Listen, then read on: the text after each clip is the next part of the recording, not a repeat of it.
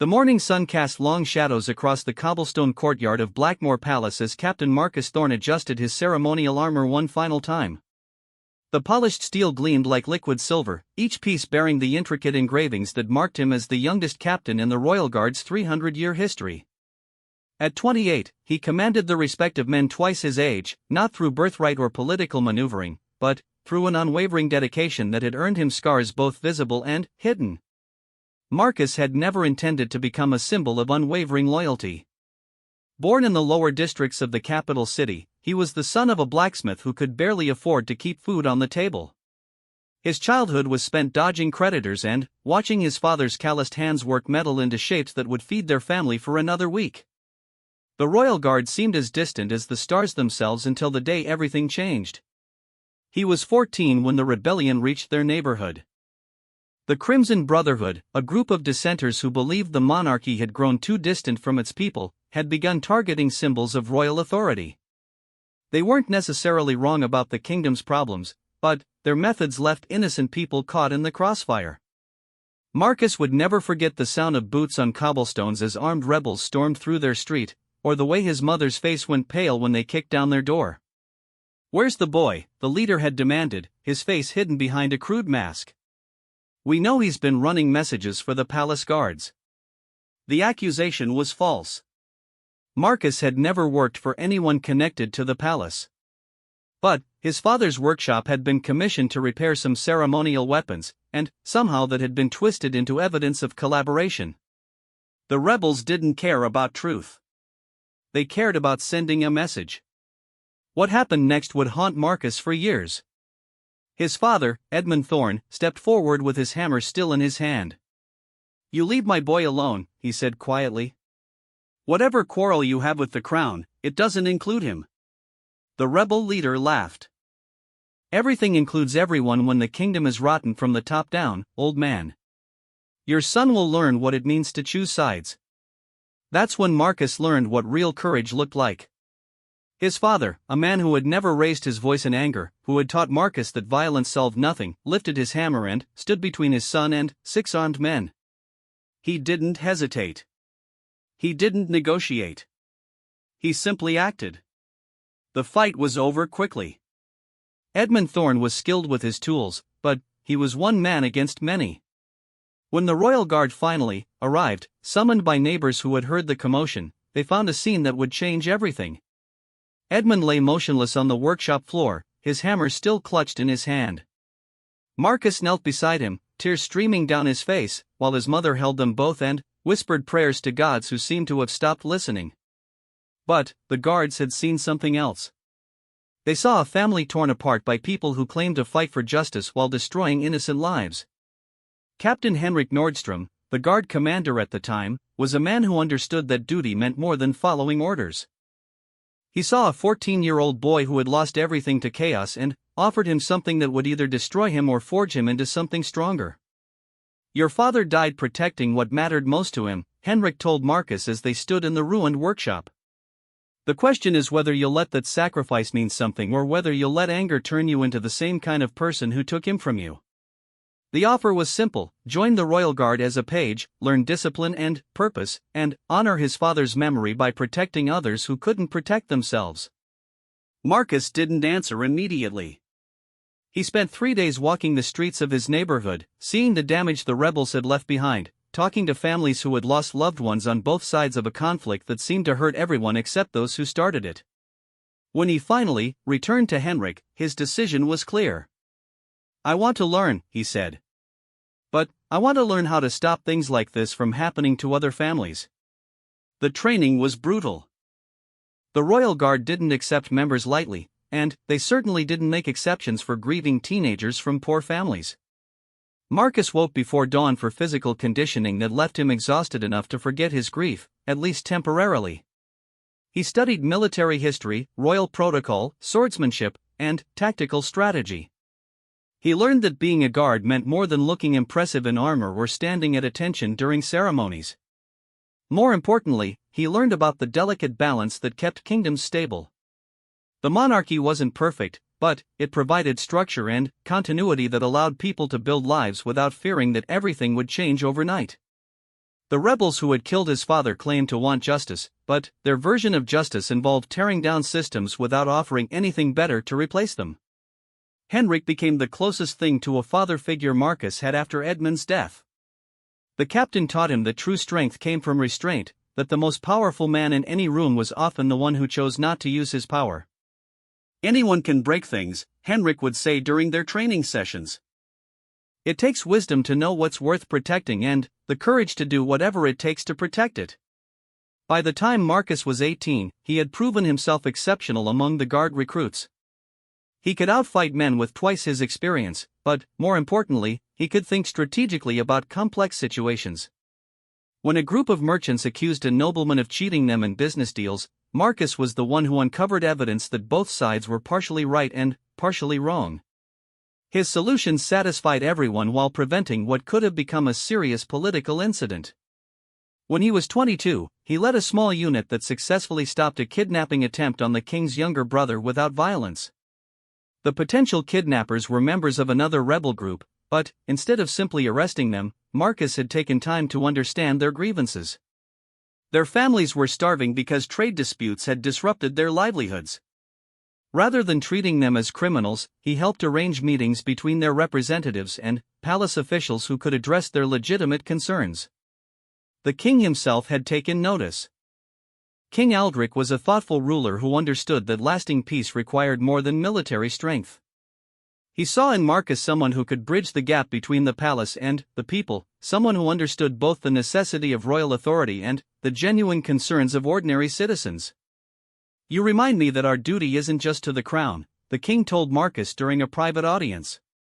"It's to the idea that people should be able to live their lives without fear, whether that fear comes from criminals, rebels, or those who abuse the power we give them."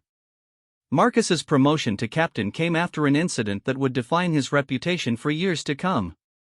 Lord Garrett Blackwood, one of the kingdom's wealthiest nobles, had been accused of using his position to force favorable business deals with smaller merchants.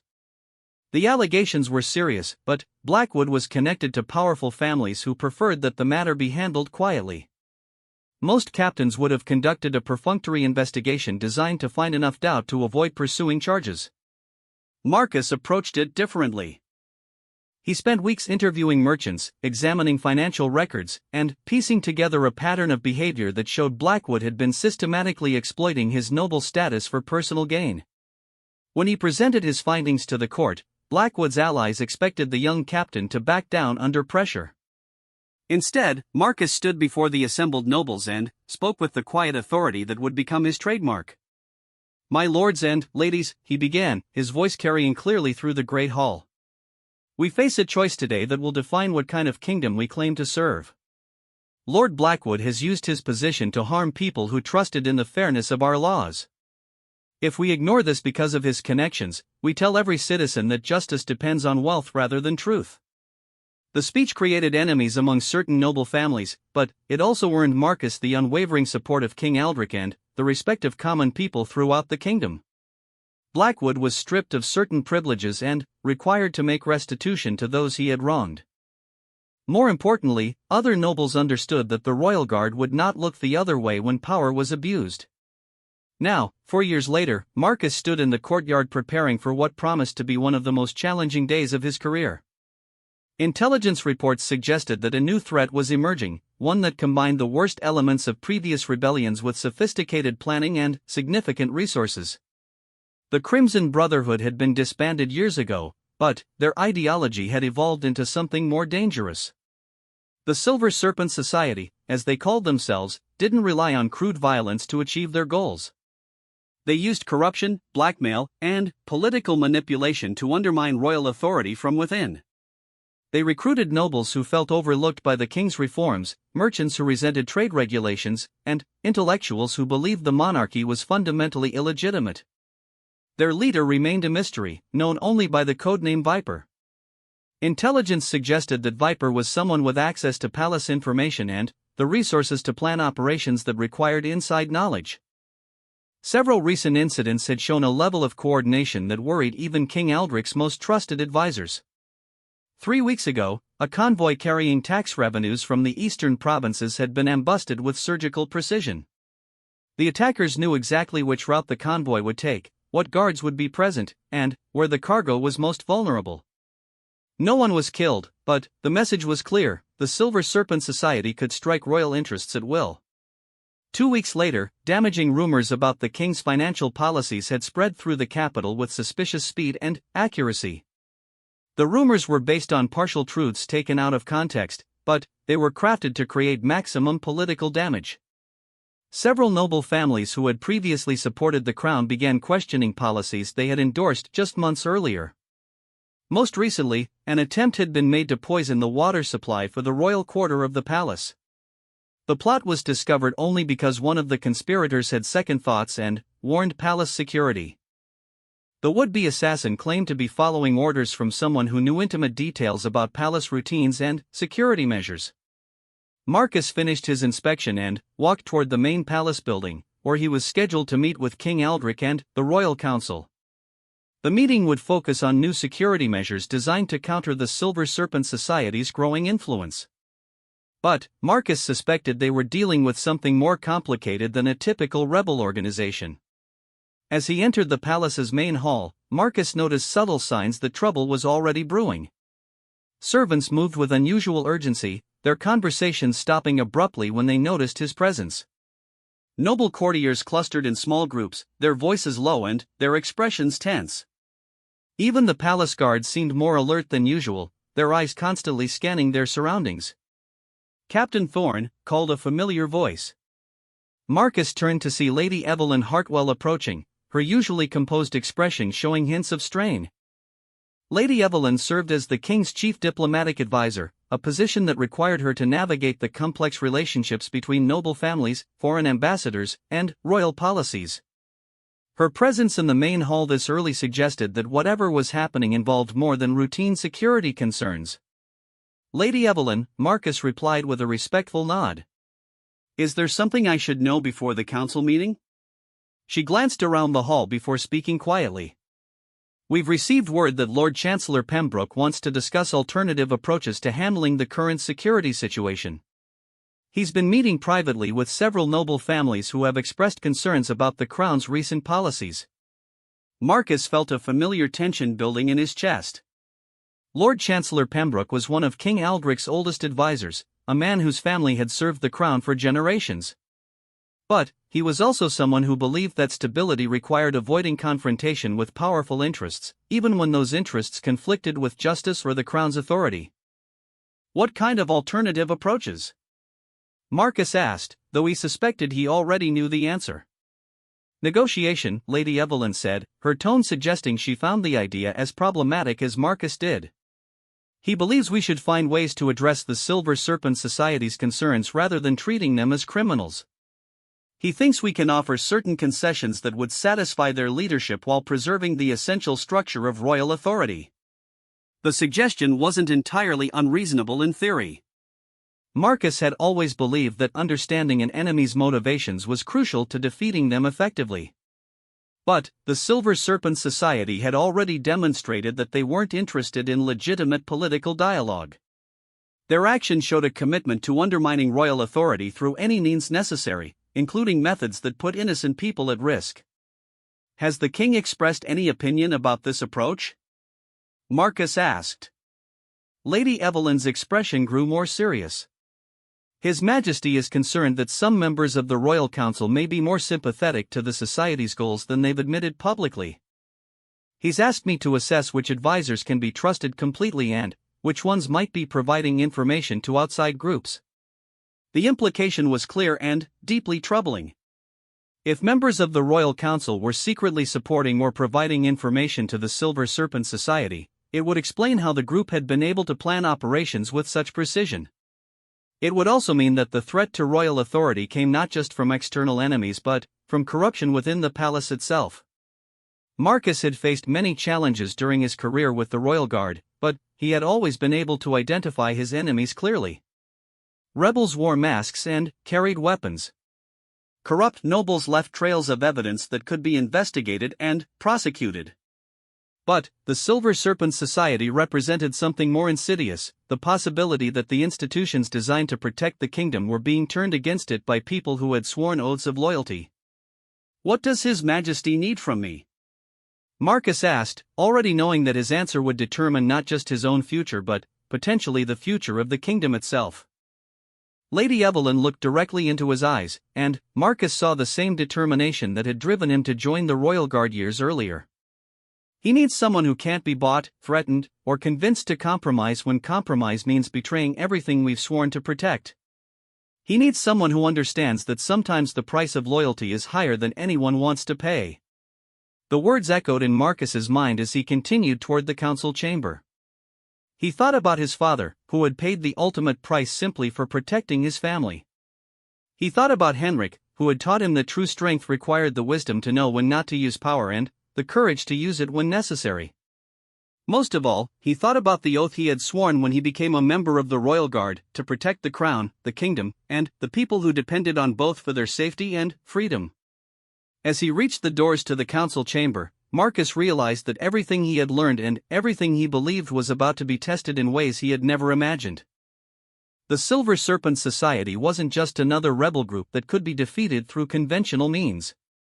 They represented a fundamental challenge to the idea that institutions could be trusted, that oaths meant something, and that people in positions of authority would use their power responsibly. The guards at the chamber doors nodded respectfully as Marcus approached. They were good men who had served faithfully for years, but even their loyalty would be tested if the corruption within the palace was as extensive as Lady Evelyn's words suggested. Marcus straightened his armor one final time and stepped forward, knowing that whatever happened in the next few hours would determine whether the Royal Guard remained a force for justice and stability or became just another casualty in a war between competing visions of power and authority. The heavy doors opened, revealing the council chamber where King Aldrich waited with his most trusted advisors. But, as Marcus entered the room, he noticed something that made his blood run cold. Lord Chancellor Pembroke was speaking quietly with two other council members, their conversation stopping abruptly when they noticed Marcus's arrival. The expressions on their faces suggested they had been discussing something they preferred to keep private. For the first time since joining the Royal Guard, Marcus wondered if the enemies he was sworn to fight might already be sitting at the same table as the king he was sworn to protect. The tension in the council chamber was thick enough to cut with a sword as King Aldrich gestured for Marcus to take his seat at the long oak table. The king's weathered face showed the strain of sleepless nights, and his usually bright eyes carried a weight that spoke of difficult decisions ahead. Around the table sat 12 of the kingdom's most influential advisors, each representing different aspects of royal governance, military strategy, diplomatic relations, domestic policy, trade regulations, religious affairs, and noble relations. Marcus had attended hundreds of these meetings over the past 4 years, but today felt different. The usual pre-meeting conversations were subdued, and several advisors avoided making eye contact with him. Lord Chancellor Pembroke sat directly across from Marcus, his silver beard neatly trimmed and his expensive robes impeccably arranged. At 63, Pembroke commanded respect through decades of service, but Marcus had always sensed that the man's loyalty was more to institutional stability than to the principles that stability should protect. "Gentlemen," King Aldrich began, his voice carrying the authority that had made him one of the most respected rulers in recent memory. "We face a situation that requires both careful thought and decisive action.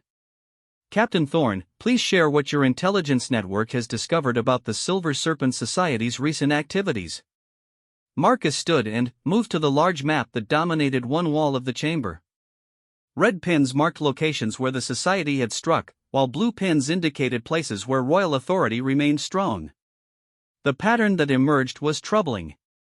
"Your Majesty, the Silver Serpent Society has shifted from random acts of rebellion to systematic efforts to undermine specific aspects of royal governance," Marcus began, pointing to clusters of red pins.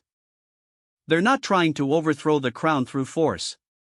They're attempting to make royal authority irrelevant by demonstrating that they can operate with impunity while providing alternative sources of order and justice."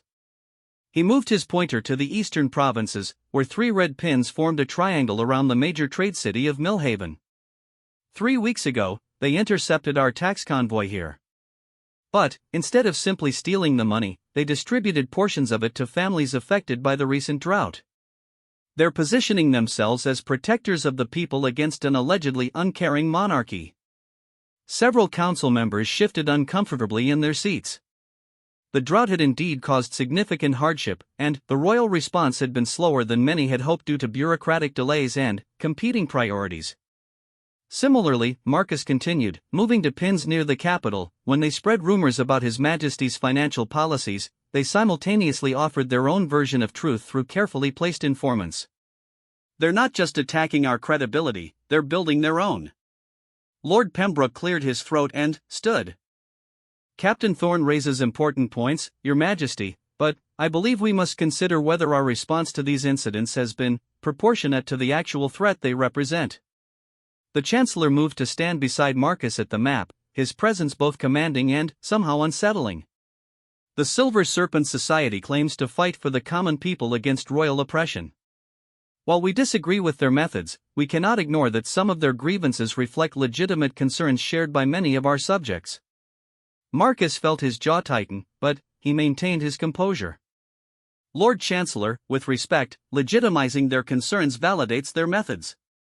The moment we treat criminal activity as acceptable political protest, we undermine the rule of law that protects everyone. But surely there's a middle ground, interjected Lord Basil Whitmore, the trade advisor. We could address their stated concerns while making it clear that illegal activities will not be tolerated. King Aldrich leaned forward in his throne-like chair. What exactly are you proposing, Lord Whitmore? Whitmore glanced at Pembroke before answering. A general amnesty for past Silver Serpent activities, coupled with formal negotiations to address their grievances. We demonstrate royal mercy while opening channels for peaceful dialogue. The suggestion hung in the air like smoke from a poorly tended fire. Marcus could see the political logic: avoid conflict, appear reasonable, and potentially resolve the situation without bloodshed. But every instinct he had developed during his years with the Royal Guard screamed that this approach would be interpreted as weakness by enemies who respected only strength. And if they interpret amnesty as permission to escalate their activities? Marcus asked, his voice carefully controlled. Lord Pembroke smiled coldly. Captain, your dedication to duty is admirable, but perhaps you're too close to these security matters to see the broader political implications. Sometimes avoiding war is more important than winning individual battles. The words stung because they echoed arguments Marcus had heard before, usually from people who had never personally faced the consequences of failing to act decisively against real threats. He thought of his father's workshop, of Henrik's teachings about the necessity of principled strength, of all the times he had seen good intentions lead to tragic outcomes when they weren't backed by the will to enforce them. Your Majesty, Marcus said, turning to address the king directly. May I share a concern that goes beyond our current tactical situation? King Aldrich nodded, his expression showing both interest and apprehension. We've been assuming that the Silver Serpent Society is primarily motivated by political grievances that could be addressed through negotiation. But their operational sophistication suggests something different. They have access to palace information that should be impossible to obtain from outside sources. They understand our response patterns well enough to stay ahead of our security measures. And their recruitment seems to focus specifically on people with access to sensitive information or strategic positions. Marcus paused, knowing that his next words would either vindicate his concerns or destroy his credibility with the Royal Council. I believe we're dealing with an organization that includes members of our own government, possibly including people in this room. The reaction was immediate and intense. Several advisors began speaking at once, their voices raised in protest and indignation. Lord Pembroke's face flushed red with anger, while others demanded evidence for such a serious accusation. King Aldrich raised his hand for silence.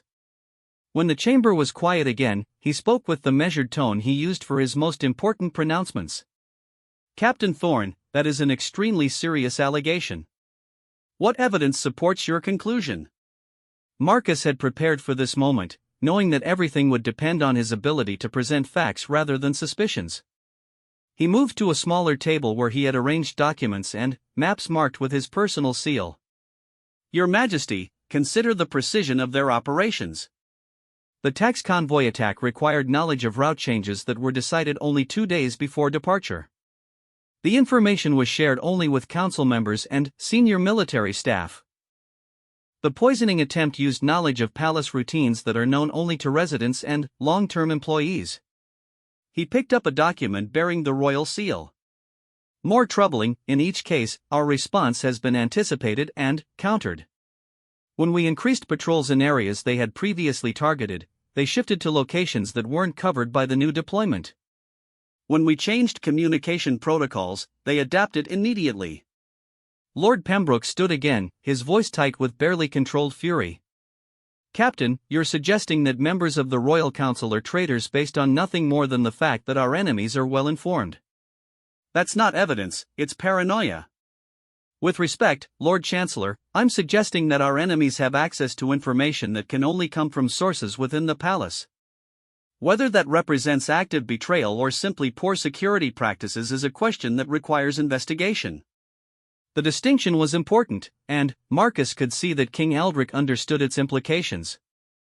Active betrayal meant that trusted advisors were deliberately working against royal interests. Poor security practices meant that sensitive information was being leaked through carelessness or inadequate precautions. What do you recommend, Captain? The king asked. Marcus took a deep breath, knowing that his answer would likely determine his future relationship with the Royal Council. A controlled test, Your Majesty. We provide different information to different groups within the palace and monitor which information reaches the Silver Serpent Society. It's the only way to identify the source of the leaks. The proposal created another wave of angry responses from council members who saw it as an insulting investigation of their loyalty. But Marcus noticed something else. While most advisors seemed genuinely outraged by the suggestion, a few appeared more concerned than angry. Their faces showed the kind of worry that came from fear of discovery rather than indignation at false accusations. King Aldrich studied the faces around the table for a long moment before speaking. The test will be implemented, but with modifications to protect the innocent while identifying any actual threats. Lord Whitmore, you'll coordinate with Captain Thorne to design protocols that minimize disruption while maximizing security. Marcus felt a moment of relief, followed immediately by concern. Lord Whitmore had been one of the advisors who had seemed worried rather than angry about the proposed investigation. Assigning him to coordinate the test might compromise its effectiveness if he was indeed involved with the Silver Serpent Society. But King Aldrich wasn't finished. Lord Pembroke, you'll lead a parallel effort to explore the possibility of negotiations with the Silver Serpent Society leadership. If they're willing to engage in good faith dialogue, we should be prepared to respond appropriately. The king was covering both approaches, investigation and negotiation. It was politically smart, but Marcus worried that it might also provide opportunities for anyone with divided loyalties to warn potential Confederates about incoming security measures. The meeting continued for another hour, with detailed discussions about implementation timelines, communication protocols, and contingency plans. Marcus participated fully, but part of his attention was focused on observing his colleagues' reactions to various proposals. He was looking for subtle signs that might indicate hidden agendas or conflicted loyalties. When the meeting finally ended, Marcus lingered as the other advisors filed out of the chamber. He wanted a private word with King Aldrich, but Lord Pembroke also remained behind, apparently with the same intention. Your Majesty, Pembroke began as soon as the doors closed. I hope you understand the dangerous precedent we're setting by investigating our own advisors based on speculation and circumstantial evidence. The Royal Council has served the crown faithfully for generations. Treating loyal servants as potential traitors will destroy the trust that makes effective governance possible. King Aldrich listened patiently before responding. Lord Chancellor, I appreciate your concerns about maintaining trust within our government. But I also have a responsibility to protect the crown and the kingdom from all threats, including those that might emerge from within our own ranks. Pembroke's expression grew more serious. Your Majesty, with all due respect, Captain Thorne's military background may make him prone to seeing enemies where none exist. The Royal Guard trains people to assume the worst about potential threats. That mindset is valuable for protecting the palace, but it can be counterproductive when applied to political situations that require nuance and diplomacy. Marcus felt his temper rising but forced himself to remain calm. Lord Chancellor, my background also taught me to distinguish between real threats and imaginary ones. The evidence suggests a real threat that requires a real response. Evidence? Pembroke's voice dripped with condescension. You have patterns that might support multiple interpretations. You're choosing the interpretation that justifies the most aggressive response because that's what your training predisposes you to do. The exchange was becoming personal, and Marcus could see that King Aldrich was concerned about the growing tension between two of his most trusted advisors. The king's ability to govern effectively depended on maintaining unity among his council, but that unity couldn't come at the expense of addressing legitimate security concerns. Gentlemen, King Aldrich said firmly, we will implement both approaches simultaneously. Captain Thorne will proceed with his security investigation, while Lord Pembroke explores the possibility of diplomatic solutions. If the investigation reveals security threats, we'll address them. If diplomacy offers a path to resolution, we'll pursue it. Our duty is to consider all options while protecting the kingdom's interests. It was a reasonable compromise, but Marcus suspected it might also be exactly what any traitors within the council would hope for: advance warning of security measures coupled with opportunities to influence the diplomatic process. After Pembroke left, Marcus remained in the chamber with King Aldrich. The king looked older than his 52 years, the weight of leadership evident in every line of his face. Marcus, the king said quietly, using the captain's first name as he did only during their most private conversations. Tell me honestly, do you believe we have traitors in the royal council, or are you letting past experiences color your judgment? The question was fair, and Marcus had been asking it of himself since the evidence first began pointing toward inside information being leaked to the Silver Serpent Society. His father's death had taught him that people could justify terrible actions by claiming noble motives. Henrik's training had taught him that enemies weren't always obvious and that the greatest threats often came from unexpected sources. Your Majesty, I wish I could say I was being paranoid. But the operational pattern we're seeing is too sophisticated to result from external intelligence gathering alone. Someone with access to sensitive information is providing it to people who want to undermine your authority. King Aldrich nodded slowly. And you believe Lord Pembroke might be that someone? I believe Lord Pembroke genuinely wants to avoid conflict, even when conflict might be necessary. Whether that makes him a conscious ally of the Silver Serpent Society or simply someone whose good intentions could be manipulated, I cannot say definitively. The distinction mattered enormously. A conscious traitor would need to be arrested and prosecuted. Someone whose loyalty was being manipulated could potentially be redirected toward supporting royal interests. There's something else, Your Majesty, Marcus continued. The Silver Serpent Society's recruitment strategy suggests they're specifically targeting people who feel undervalued or overlooked by current royal policies. They're offering those people a sense of purpose and importance that they believe they're not getting from legitimate service to the crown. King Aldrich frowned. Are you suggesting that our own policies are creating the conditions for this rebellion? I'm suggesting that they're exploiting genuine grievances that we might have addressed more effectively through conventional channels. The drought relief delays, the trade disputes, the perception that noble interests receive more attention than common concerns, these are real issues that create vulnerabilities the society can exploit. It was a delicate point to make. Marcus wasn't criticizing the king's policies directly, but he was suggesting that administrative failures and political priorities had created opportunities for enemies to gain support among people who should have been natural allies of the crown. What do you recommend? King Aldrich asked. Address the legitimate grievances more aggressively while pursuing the security investigation. Don't let the society claim credit for caring about people we should have been helping all along.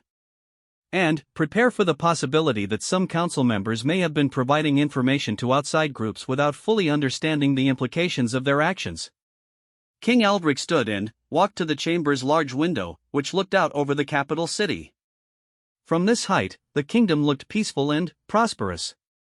But Marcus knew that beneath the surface, competing forces were struggling for influence and control. Marcus, I'm going to ask you to do something that may put you in conflict with other council members. I want you to proceed with your investigation, but I also want you to expand it beyond just identifying information leaks. I want to understand the full scope of the Silver Serpent Society's influence within our government and our society.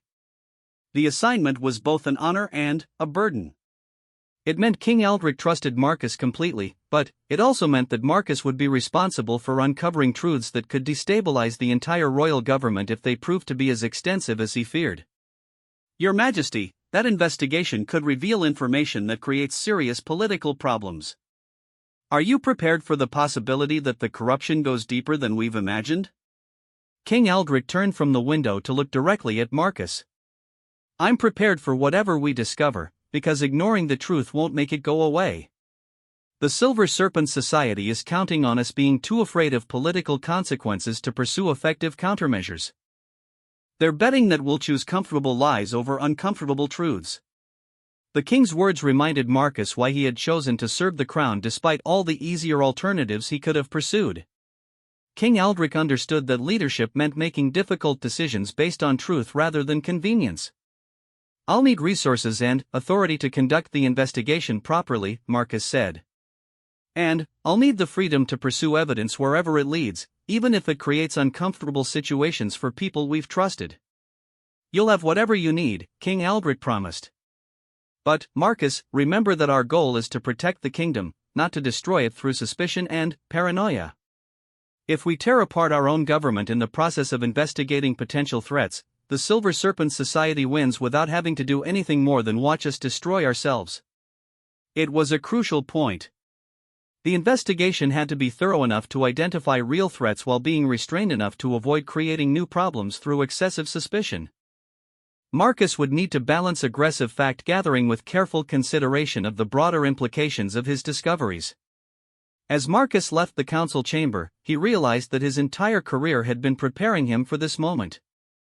Everything he had learned about duty, loyalty, justice, and the complex balance between authority and responsibility would be tested in the coming days. The Silver Serpent Society represented more than just another threat to royal security. They represented a challenge to the fundamental idea that institutions could be trusted and that people in positions of authority would use their power responsibly. Walking through the palace corridors, Marcus noticed details he had taken for granted for years. The servants who moved efficiently through their duties, the guards who stood at attention at strategic points, the nobles who conducted business in alcoves and side chambers, all of them had access to information that could be valuable to enemies of the crown.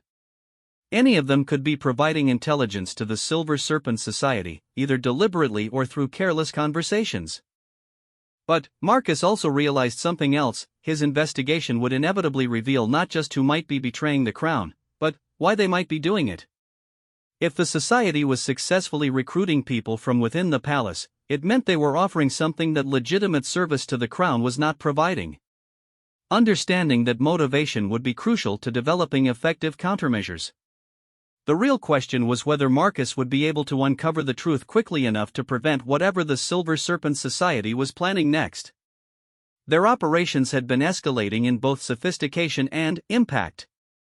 The tax convoy robbery, the poisoning attempt, and the coordinated rumor campaign suggested they were building towards something more significant than isolated attacks on royal authority. As he reached his quarters, Marcus began planning the next phase of his investigation. He would need to identify which pieces of information to use for testing different groups within the palace.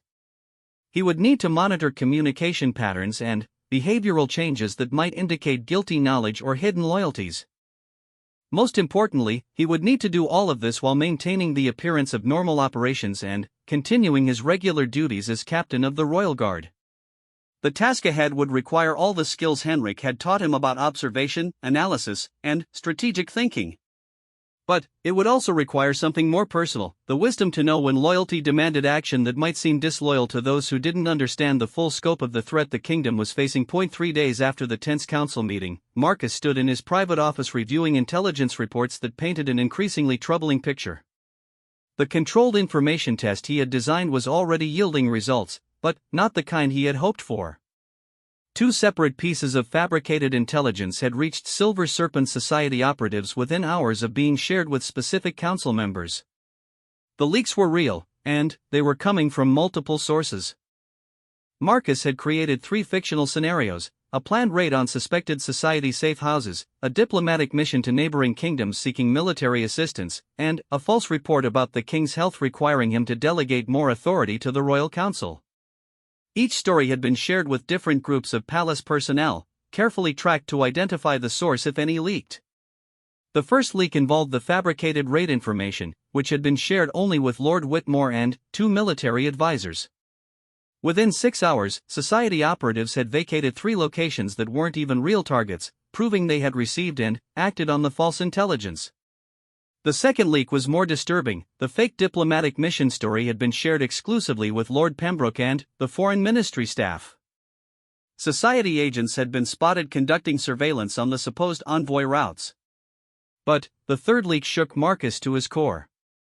The false report about King Aldrich's health had been shared with only 3 people: Lord Chancellor Pembroke, Royal Physician Dr. Montgomery, and Marcus himself. When society operatives began spreading carefully crafted rumors about the king's supposed illness, Marcus realized he was dealing with betrayal at the highest levels of government. The evidence pointed to Lord Pembroke as at least one source of leaked information, but Marcus knew that proving treason against the realm's second most powerful official would require unshakable evidence and careful political maneuvering. More troubling was the possibility that multiple council members were involved, suggesting a coordinated effort rather than individual acts of betrayal. A soft knock on his office door interrupted Marcus's analysis. "Enter," he called, his hand instinctively moving toward his sword hilt before he recognized the knot pattern used by his most trusted subordinate.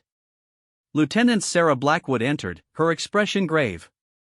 Sarah was Henrik's daughter, a skilled investigator who had inherited her father's tactical mind and added her own innovations to intelligence gathering. At 25, she had already proven herself capable of operations that would challenge officers with twice her experience. "Captain, we have a problem that goes beyond the information leaks," she said, closing the door behind her and activating the privacy wards that would prevent eavesdropping on their conversation. Marcus gestured for her to continue, though her expression already told him the news wouldn't be good. "I've been monitoring the financial networks that fund Royal Guard operations, as you requested. Someone has been manipulating our budget allocations and equipment procurement in ways that would significantly compromise our effectiveness during any major security operation." Sarah spread several documents across Marcus's desk, each bearing official seals and signatures that looked authentic. "Our weapons maintenance budget has been redirected to ceremonial expenses that don't actually exist. Our intelligence gathering fund has been allocated to a new diplomatic initiative that was never approved by the king. Most concerning, the emergency response fund that would be crucial during a crisis has been transferred to accounts that technically exist but are controlled by people with no official role in palace security." Marcus studied the documents, his trained eye immediately recognizing the sophisticated nature of the financial manipulation. This wasn't crude embezzlement or simple corruption. Someone with extensive knowledge of royal financial procedures had systematically undermined the Royal Guard's operational capacity while maintaining the appearance of legitimate administrative actions. "How long has this been happening?" Marcus asked. "Based on the transaction patterns, at least 6 months. Probably longer, but the records before that period have been archived in ways that would require formal investigation requests to access." 6 months meant that the financial manipulation had begun long before the Silver Serpent Society's recent escalation. Someone had been planning to weaken royal defenses well in advance of the current crisis. "Who has the authority to approve these kinds of budget modifications?" Marcus asked, though he suspected he already knew the answer. "That's where it gets complicated," Sarah replied. "Technically, several people could authorize these changes individually. But the pattern suggests coordination between the Chancellor's office, the Treasury Ministry, and at least one member of the Royal Council. The timing and sequencing of the transactions would be nearly impossible to achieve without cooperation from multiple departments." Marcus felt the familiar cold anger that had sustained him through every major challenge of his career. This wasn't just about information leaks or political disagreements. Someone had been deliberately sabotaging the kingdom's ability to defend itself against exactly the kind of threat the Silver Serpent Society represented. "Sarah, I need you to prepare 2 sets of documentation. One that shows exactly what's been done to our operational budget, and another that identifies every person who had the authority to approve these changes. Include timing analysis that shows which combinations of approvals would be necessary for the observed pattern. As Sarah gathered the documents, Marcus realized that his investigation had moved beyond identifying individual traitors to uncovering what appeared to be a systematic conspiracy. The question was whether the conspiracy was limited to undermining royal defenses or whether it extended to actively supporting the Silver Serpent Society's goals. A commotion in the corridor outside interrupted his thoughts. Marcus could hear raised voices and the sound of rapid footsteps, suggesting that something requiring immediate attention was happening elsewhere in the palace. Before Marcus could investigate, his door burst open without the customary knock. Lord Pembroke entered, flanked by 2 guards wearing the distinctive armor of the Chancellor's personal security detail rather than standard Royal Guard equipment. "Captain Thorne," Pembroke said, his voice carrying an authority that Marcus had never heard him use before. "By order of the Royal Council, you are relieved of your duties pending investigation of charges related to abuse of authority and conduct prejudicial to the Crown's interests." The words hit Marcus like physical blows. He had expected political opposition to his investigation, but he hadn't anticipated a direct assault on his position and authority. "What charges?" Marcus asked, his voice carefully controlled despite the rage building inside him. Pembroke smiled coldly. "You conducted unauthorized surveillance on members of the Royal Council. You made false accusations of treason without evidence. You created a climate of suspicion and paranoia that undermines the Crown's ability to govern effectively. Your actions have been deemed inconsistent with the oath of loyalty you swore when you became captain of the Royal Guard."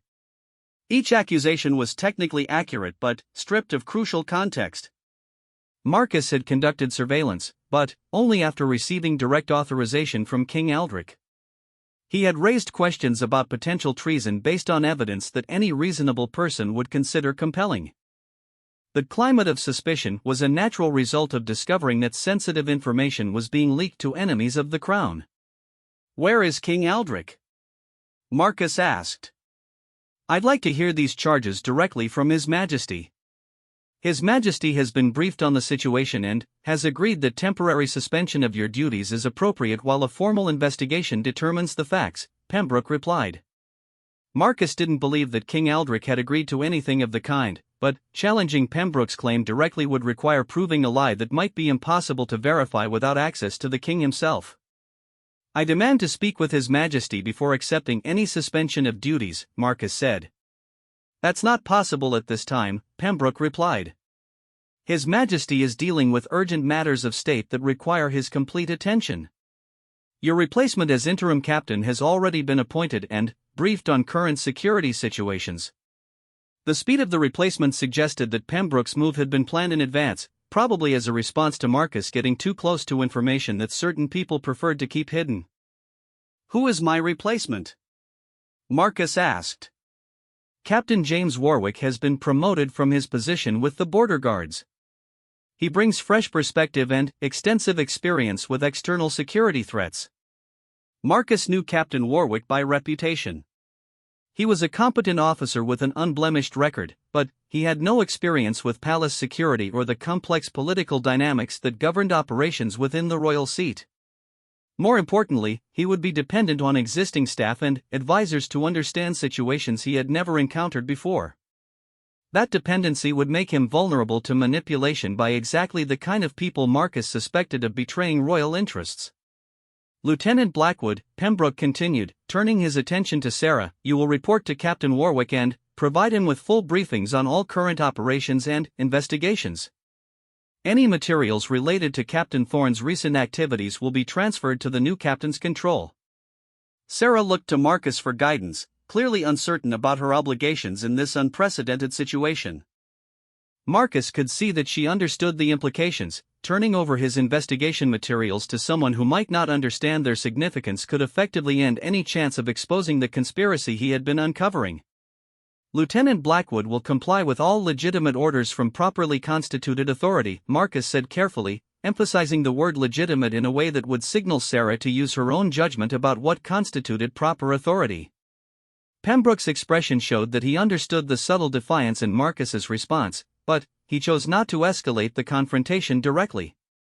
"Captain Thorne, you will surrender your weapons and confine yourself to quarters until the investigation is complete. You are not to communicate with any members of the Royal Guard or Royal Council without explicit permission from the investigating authority.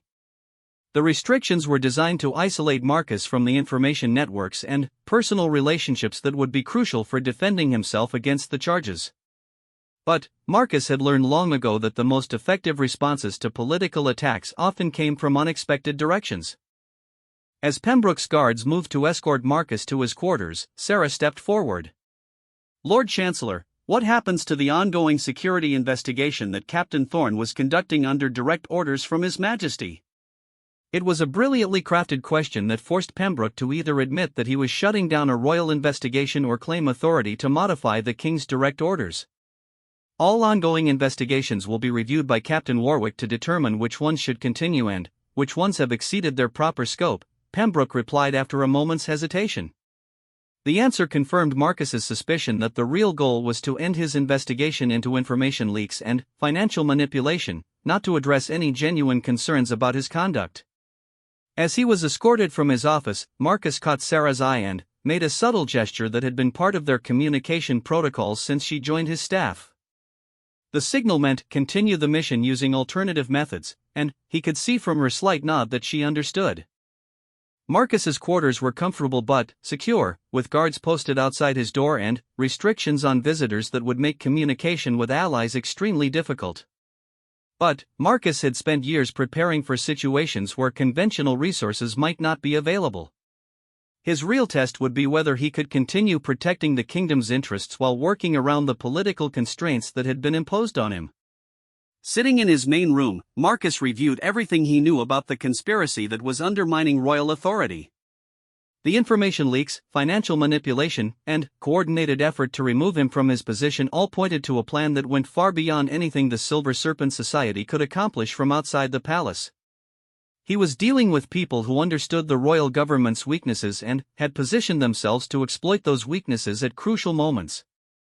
The timing of Pembroke's move was also significant. Marcus had been removed from his position just as his investigation was beginning to yield concrete evidence of betrayal at the highest levels. The speed and coordination of the action suggested that his enemies had been monitoring his progress and were prepared to neutralize him before he could expose information that would threaten their positions. But Marcus also realized that Pembroke had made a crucial error. By moving against him so quickly and decisively, the Chancellor had revealed the existence of a coordinated effort to protect specific information from being discovered. A completely innocent person would have allowed Marcus's investigation to continue while providing evidence that would disprove any accusations. The aggressive response suggested that there was indeed something to hide. As evening approached, Marcus heard activity in the corridors outside his quarters that suggested significant events were happening elsewhere in the palace. Guards were moving with unusual urgency, and he could hear fragments of conversation that indicated some kind of security alert was in progress. A soft knock on his door was followed by the entry of a servant carrying his evening meal. But, as the servant set down the tray, he slipped a small piece of paper under Marcus's napkin with movements too subtle to be observed by guards who might be watching through the door's viewing slot.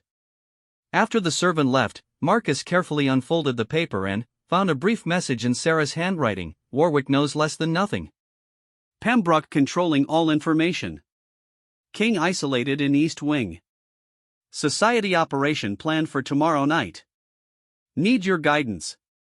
The message confirmed Marcus's worst fears. King Aldrich was being isolated from his normal advisors and information sources, making him dependent on whatever Lord Pembroke chose to tell him about current events. Captain Warwick was being kept ignorant of crucial information that would be necessary for effective security operations. Most alarming, the Silver Serpent Society was planning some kind of major operation for the following night, and the people supposedly responsible for preventing it were either ignorant of the threat or actively enabling it. Marcus spent the next hour developing a response plan that would work within his current constraints. He couldn't communicate directly with his usual contacts or access his normal resources, but he could still influence events through carefully chosen actions that would appear to comply with his restrictions while actually furthering his investigation. The key was to force his enemies into making moves that would expose their true loyalties and objectives. If Pembroke was indeed coordinating with the Silver Serpent Society, then, providing him with certain types of information would trigger predictable responses that could be monitored by people Marcus trusted. Using materials available in his quarters, Marcus wrote 3 separate messages containing different pieces of false information about his investigation status and his knowledge of the conspiracy. Each message was designed to trigger specific responses that would help identify which council members were involved in betraying royal interests. The first message suggested that Marcus had hidden evidence that would expose the conspiracy if anything happened to him. The second implied that he had outside allies who would continue his investigation if he was neutralized. The third contained false information about his knowledge of the society's planned operation, designed to provoke changes in their timeline or methods. Getting the messages to their intended recipients would require creative use of the limited resources available to him, but Marcus had learned over the years that determined people could communicate important information even under the most restrictive circumstances. As he prepared his counterattack against the forces that were trying to destroy everything he had sworn to protect, Marcus thought about the choice his father had made years ago in their workshop. Edmund Thorne had stood between his son and people who claimed to represent justice but were actually agents of chaos and destruction. Now Marcus faced a similar choice: accept the destruction of his career and the compromise of his mission, or find ways to continue fighting for principles that were more important than personal safety or political convenience. The difference was that Marcus had resources his father had never possessed. He had training, allies, and knowledge that could be used to expose the truth about the conspiracy threatening the kingdom. The question was whether he could deploy those resources effectively before the Silver Serpent Society completed whatever operation they had planned for the following night. Looking out the window of his quarters at the capital city spread below, Marcus realized that the next 24 hours would determine not just his own fate, but the future of the kingdom itself. The Silver Serpent Society and their allies within the palace were counting on his isolation and neutralization to clear the way for their plans. They were about to discover that removing Marcus Thorne from his official position was very different from stopping him from protecting the crown and kingdom he had sworn to serve.